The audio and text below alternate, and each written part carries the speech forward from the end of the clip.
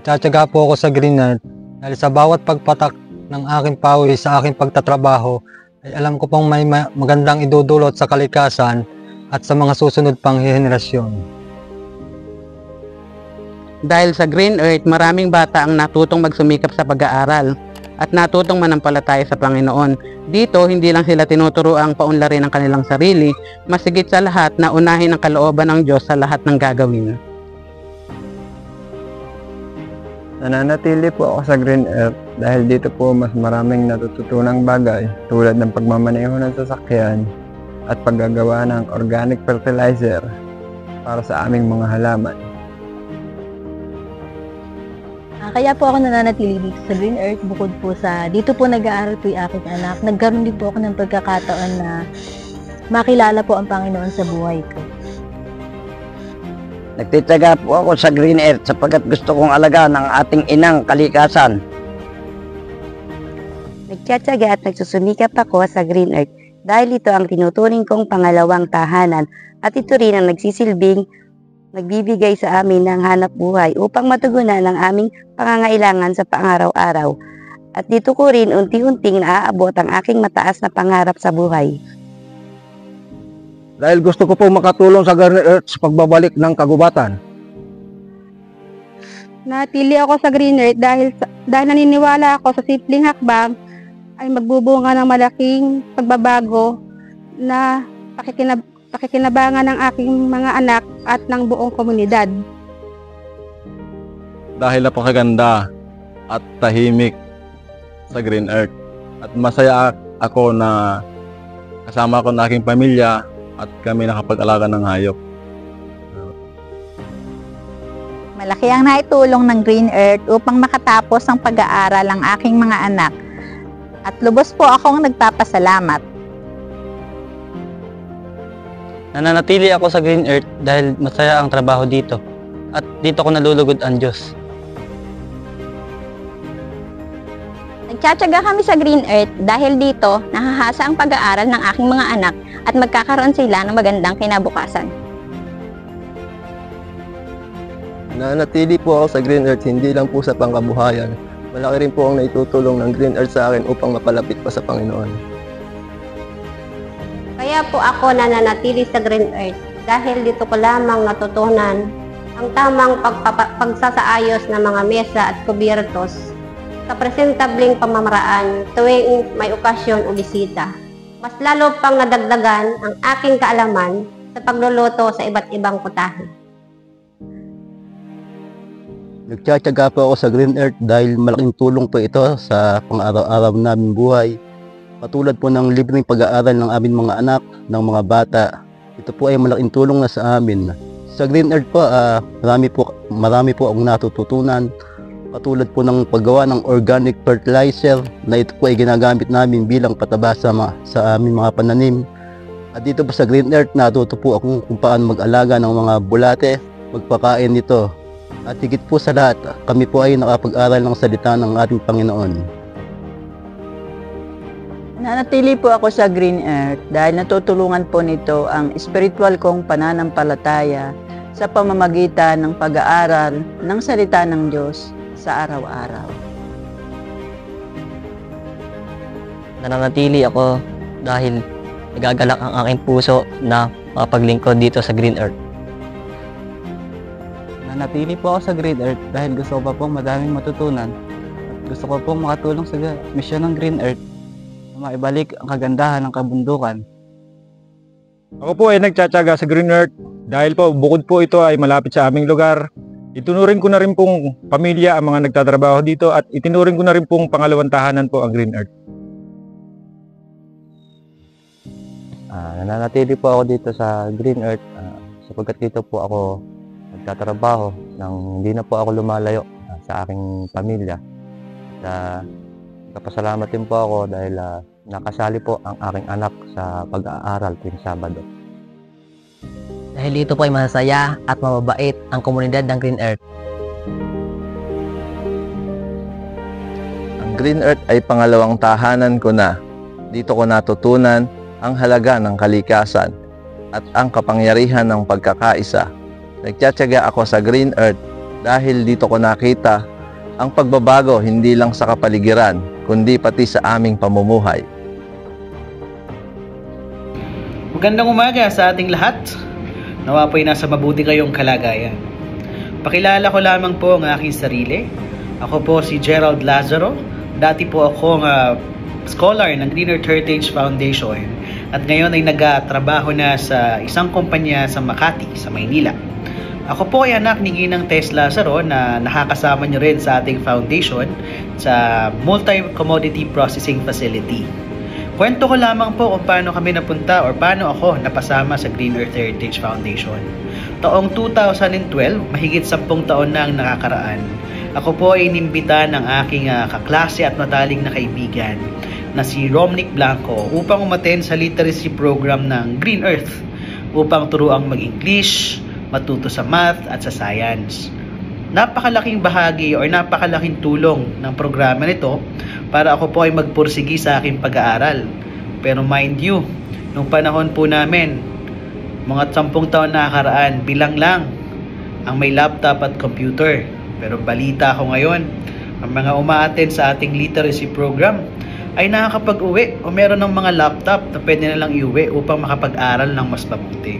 Nawa po mga estudyante o mga bata, gamitin nyo ang instrumento na yan upang maging mas masipag sa pag-aaral, mas determinado maabot ang inyong mga pangarap. Nung panahon namin, limited ang aming resources, pero ngayon na meron kayo, ngayon pa lang, bilib ako na mas malawak o mas malaki ang inyong mararating.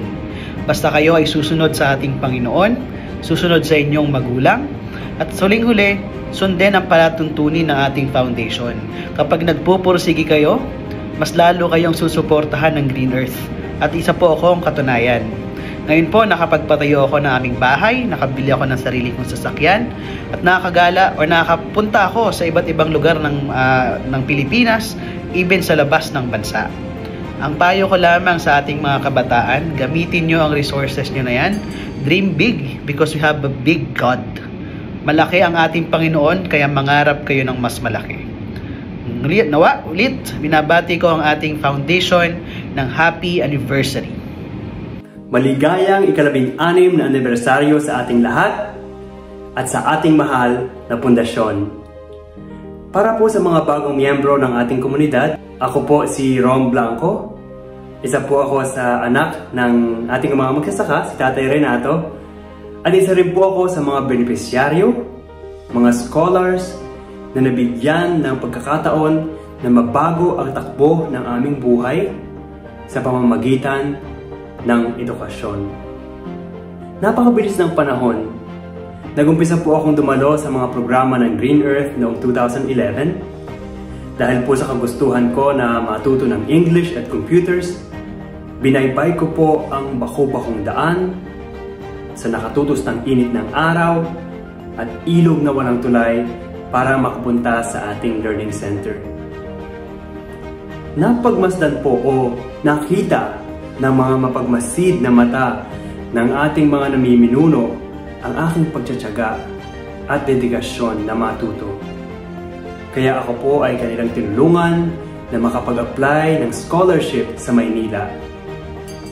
Noong 2012 po, sa tulong ng ating pundasyon at sa biyaya ng Panginoong Hesus, ako po ay naging kauna-unahang anak ng magsasaka na makakuha ng full ride scholarship sa International School Manila or ISM sa mahigit 90 taon na kasaysayan nito. Ako po ay nagpapasalamat sa kabutihan ng ating mahal na Panginoon na gumamit sa Green Earth para ako ay dalhin sa ISM. Ako po ay nag-aral sa ISM ng 5 taon. Malayo sa aking komunidad, malayo sa aking pamilya, mga magulang, mga kapatid at kaibigan na aking kinalakhan. Pero kahit po ako'y malayo sa kanila, naramdaman ko ang pagmamahal ng isang tahanan. Pinakita po sa akin ng Green Earth na hindi po ako nag-iisa. Hinawakan nila ang aking kamay, Binigyan ako ng mga tulong na aking kailangan, material, emosyonal, espiritual.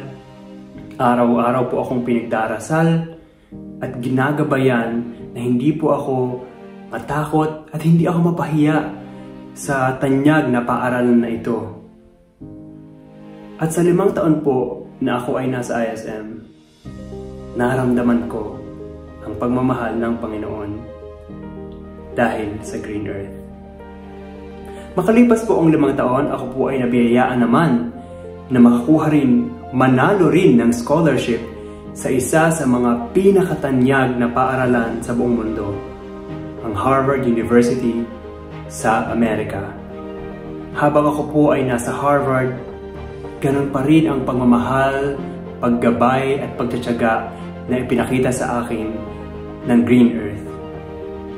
Ano ang Green Earth para sa akin? Para sa akin, ang Green Earth ay simbolo ng pagmamahal. Hindi lang pagmamahal, kundi yung tinatawag sa English na unconditional love. Yung pagmamahal na walang hinihinging kapalit, walang pinipiling oras, walang pinipiling lugar. Yung pagmamahal na sa kabila ng pagkakamali, sa kabila ng pagkukulang, ay namamayagpag pa rin. Ito po ang Green Earth sa akin, pagmamahal. Ano pa? Ang Green Earth sa akin ay pag-asa. Napapaisip po ako, ano kaya ang mangyayari sa aking buhay ngayon? Ano kaya ang ginagawa ko ngayon kung hindi po ako pumunta sa Green Earth? Kung hindi po ako dumalo sa mga programa nito at hindi po ako natulungan na makakuha ng scholarship sa ISM at sa Harvard. Nasaan kaya ako ngayon? Hindi ko po talaga malubos maisip kung ano ang sitwasyon ko ngayon at ano ang takbo ng aking buhay at ano ang aking paroroonan kung hindi po dinala ng Panginoon ang Green Earth sa aking landas. Kaya naman po sa ating anibersaryo ngayon, ang tanging aking nasa isip at puso ay pasasalamat, pagbibigay pugay sa Panginoon at sa ating mahal na pundasyon na Kanyang ginamit para mabago ang landas ng aking buhay.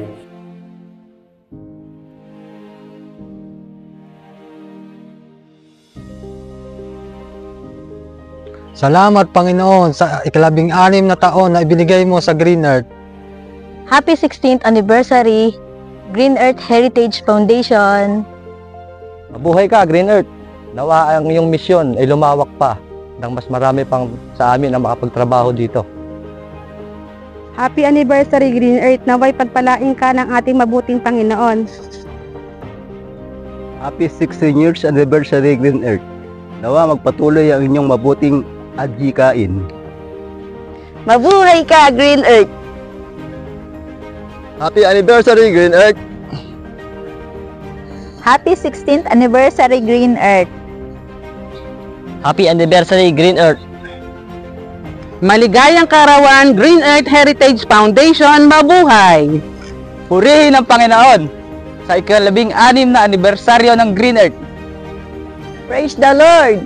Happy 16th anniversary, Green Earth Heritage Foundation, mabuhay! Panalangin ko na ang Green Earth ay magpatuloy pa sa kanilang misyon. Happy 16th anniversary, Green Earth! Maligayang 16 na anibersaryo, Green Earth Heritage Foundation. Nawa magpatuloy pa ang iyong liwanag.